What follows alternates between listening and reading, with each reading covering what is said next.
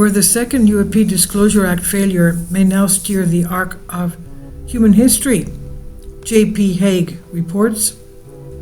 He's a barrister at law and returns to address the ongoing legislative path and outcome of the Unidentified Anomalous Phenomena Disclosure Act, what we call UFOs. National Science Foundation hosts interagency meeting on disruptive technology with UAPs in focus.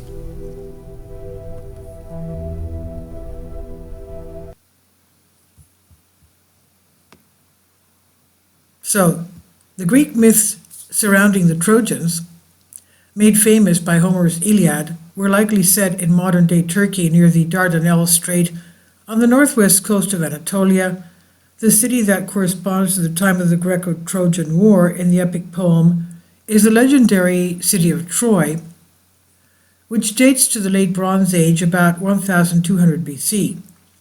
These stories touch on the theme of people and gods at odds with one another or being ignored, often with dire consequences.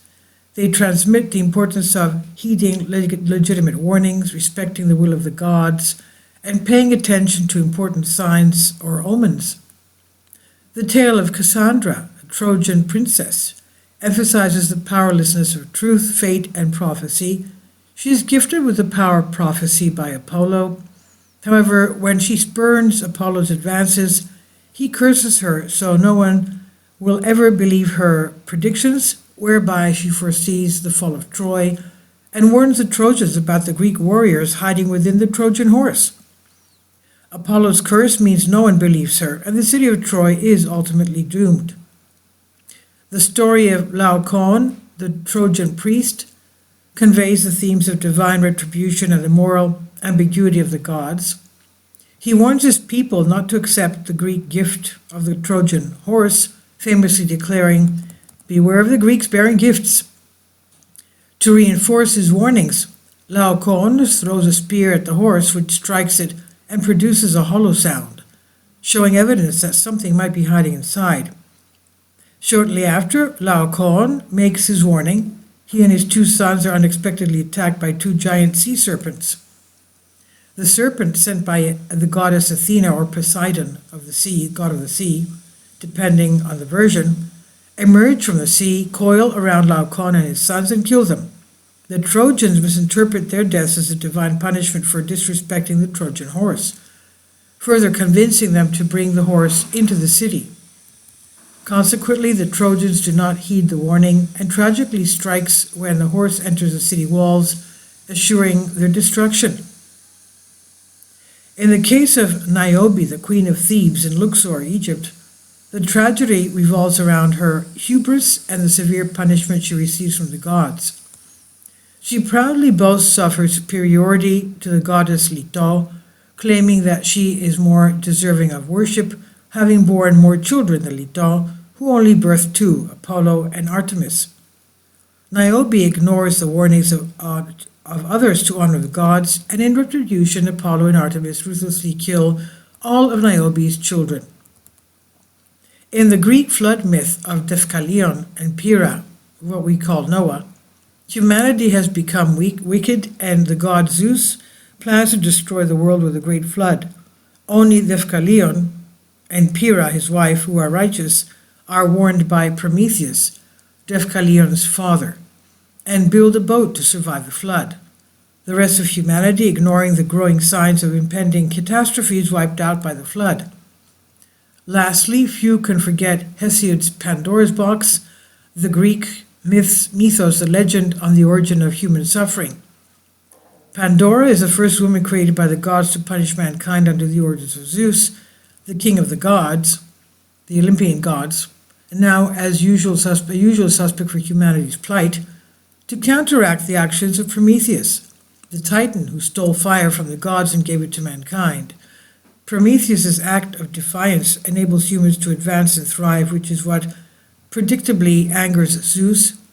Hephaestus, the god of blacksmiths, melds her out of clay, and each god endows her with a particular gift of quality.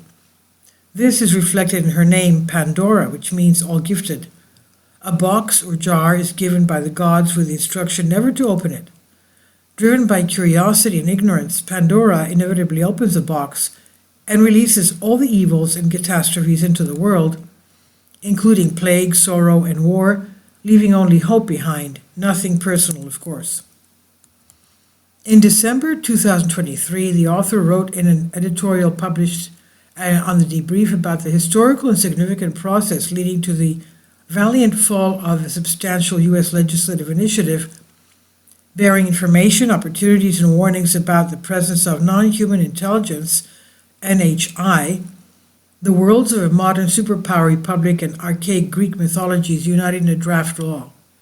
True to human frailty, essentially, most of the provisions of the Unidentified Anomalous Phenomena Disclosure Act, UAPDA, of 2023, proposed by Senate Majority Leader Charles Schumer, Democrat from New York, and Senator Rounds, Republican of South Dakota, failed. The UAP Disclosure Act ship was destined to sail not in the harbor of Troy, but that of the U.S. National Defense Authorization Act, NDAA, and an annual bipartisan and bicameral defense budget and provisioning legislation. However, due to the ensuing congressional storm, the UAP Disclosure Act smashed into the rocks.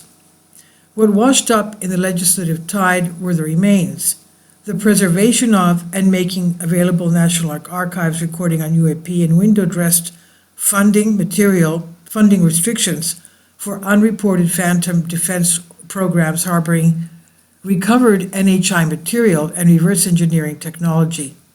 Efforts nevertheless continued.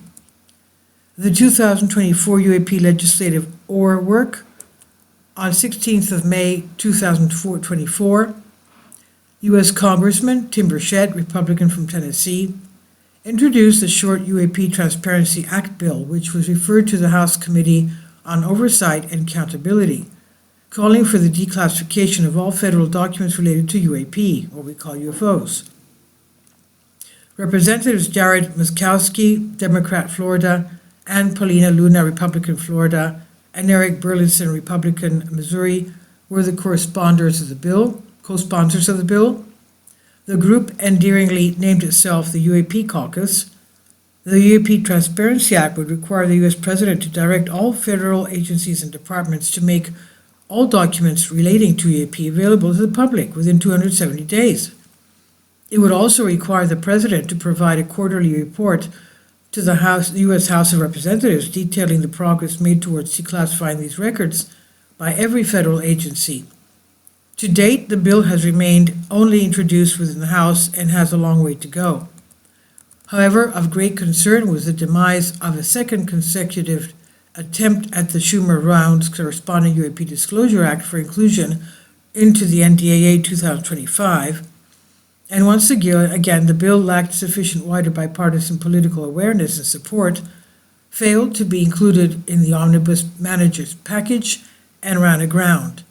Concerns around PR management in what was a U.S. election year would have had a part to play despite revelations made in the run-up to the election by President-elect Donald Trump at that time, who openly commented and inferred a connection between the JFK files and UAP mystery, both of which he pledged to open up due to strong public interest.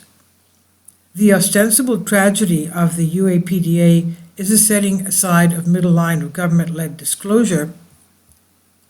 The UAP Transparency Act would require the U.S. President to direct all federal agencies to make all documents related to UAP available to the public within 270 days. It would require the President to provide a quarterly report to the U.S. House of Representatives. Now, the UAPDA is the setting aside of a middle line of government-led disclosure, and the Disclosure Act alluded to significant technologies, scientific and democratic opportunities, and the potential societal dangers of lacking a plan to responsibly disclose the presence of NHI associated with certain UAPs. As the author raised in his last article, the primary post-mortem focus of the UAP Disclosure Act's double failure has been eminent domain. This is the government's constitutional right and prerogative over many recovered materials biologicals and putative resulting technologies developed in the private sector. However, the less discussed and perhaps more potent spanner in the works of the legislation may have been the review panel of 9 experts who had been democratically appointed to review and recommend the information to be released to and by the U.S. President, whereas the former would have potentially meant the appropriation of contractor-held and/or derived and developed technologies for shielding government-led industry, research, and development. The latter signaled a fundamental right of control over the public transmission of scientific, technological, social, cultural, religious, economic, and political truths acquired on the complex subject from the aptly named shadow government or deep state. Soft and hard lobbying for government action by motivated flags staff, government confirmation of phenomena surrounding UAP and associated NHI formally occurred in June 2021 through the U.S. Department of Defense issuing an infamous relatively sparse ODNI report. The confirmatory process has since continued with flesh added to the bones through the legislative initiatives previously outlined. Now, Colonel Neal stated, "No human intelligence exists. Non-human intelligence has been interacting with humanity. This interaction is not new. It has been ongoing, and unelected people in the government are aware of that." When Clokus asked Colonel Nell, how confident he was in the statement, Colonel Nell responded, "There's zero doubt." The years highlighted revealing the real X-Files continued in the year's final months. November 13th, 2024, the U.S. Congress held a significant follow-up hearing to the July 2023 UAP hearing, which the Pentagon was outed for running a secret multi-decade UAP retrieval program by a former intelligence officer, whistleblower David Grush, whose claims were stated to be credible and urgent, by the Inspector General of the U.S. Intelligence Committee. Ironically, the author enjoyed viewing the latest hearing alongside the award-winning investigative journalist Ross Coulthart, who released an executive interview with Mr. Grush on News Nation before last year's July hearing. Our overview consisted of huddling around a table in Cairo, Egypt, before leading a group and discovering tangible historic anomalies at the ancient archaeological sites that genuinely confront Egyptological doctrine and dogma, and attempted to reconcile such connections from pre-dynastic Kemet, the ancient name for Egypt, meaning the black land due to the rich black soil left behind along the Nile River after annual flooding. Dr. Golodar echoed aspects of the previous congressional hearings tone, namely that UAPs poses a safety risk for Navy pilots.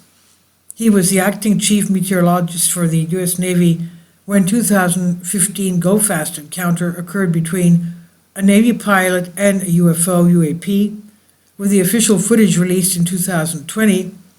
Dr. Godelet fearlessly accused elements of the government of engaging in a disinformation campaign designed to discredit UAP UFO whistleblowers. In contrast, Luis Elizondo outlines in his spring 2024 memoir, Imminent, Inside the Pentagon's Hunt for UFOs, that the U.S. has advanced technology made off-world by NHI. During the hearing, he confirmed under the oath to the chair, Congresswoman Nancy Mace, the existence of crash retrieval programs and aerospace contractor reverse engineering of the same. Still, he could not publicly respond about whether he may have been read into such programs due to classification restrictions. Michael Schellenberger reported in the hearing that the Pentagon has a secret UAP retrieval program called Immaculate Constellation. To add further telegraph icing on the cake, Schellenberger outlined that the government officials had told him that the program had potentially thousands of pieces of evidence showing UAPs, including high-resolution images. Now, following the November 13, 2024 congressional hearing, Mr. Kozlowski testified. They outlined that UAP visiting Earth would find it necessary to hide themselves from our detection mechanisms until they've assessed our technological layer of potential threat and hazards.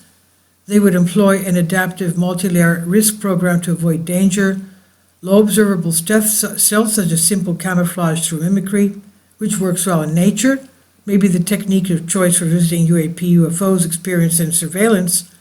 Examples of mimicry technique are UAP entering the atmosphere with either the look of trajectory of a meteor or hidden within a meteor shower, behaving like dark meteors without the associated optical signature, hiding within an artificial or natural cloud or a satellite reentry, behaving as pseudostars sitting stationary over certain regions, or mimicking man-made aircraft's aggregate features, things like that. The very fact that AARO has been earmarked in this latest legislative proposal speaks volumes. As ever, the 2025 NDAA must be passed in the full House and Senate and signed by the President to become law at the close of the year. And this is on the debrief by J.P. Haag, barrister at law. Please leave your comments. Thank you for your support. My Patreon account. The daily posts are 5 videos daily, and they are totally different from what I have on my YouTube channel. Thank you so much for your support and that you find all my content so interesting. You'll find the Patreon account details in the description box below.